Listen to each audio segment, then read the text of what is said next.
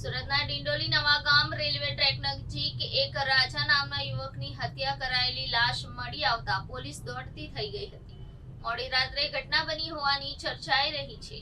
શહેરના ડિંડોલી પ્રમુખ park railway bridge નીચે રેલવે ટ્રેક પરથી એક યુવકનો મૃતદેહ મળી આવતા ચકચાર મચી જવા પામી છે. ઘટનાની જાણ થતા પોલીસ કાફલો ઘટના સ્થળે દોડી આવ્યો હતો.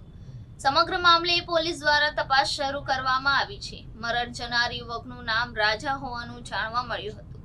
સામાન્ય બોલાચાલીમાં હત્યા કરવામાં આવી હતી. અંગત અદાવતમાં 3 જેટલા ઈસમોએ આવી મારામારી કરી હત્યા કરી હતી. ગણતરીના કલાકોમાં ડિંડોલી પોલીસે ત્રણે હત્યારાઓની ધરપકડ કરી લીધી હતી.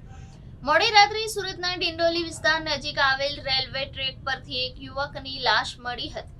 મોડી રાત્રે ટ્રેનના ડ્રાઈવરે ડેડ બોડી જોઈ કંટ્રોલ રૂમમાં કોલ કરી જાણકારી આપી હતી. આ અંગે માહિતી મળતા જ પોલીસ ઘટના સ્થળ પર દોડી ગઈ હતી. રેલવે ટ્રેક પર એક લાશ પડી હતી. 3 હત્યારાઓએ માથામાં બોથડ પદાર્થ મારી હત્યા કર્યા બાદ મર્ડરને એક્સિડન્ટમાં ખપાવવા માટે લાશ રેલવે ટ્રેક પર ફેંકી દીધી હોવાનું પોલીસ માની રહી છે. હાલ પોલીસે ત્રણેય આરોપીઓની ધરપકડ કરી લીધી છે.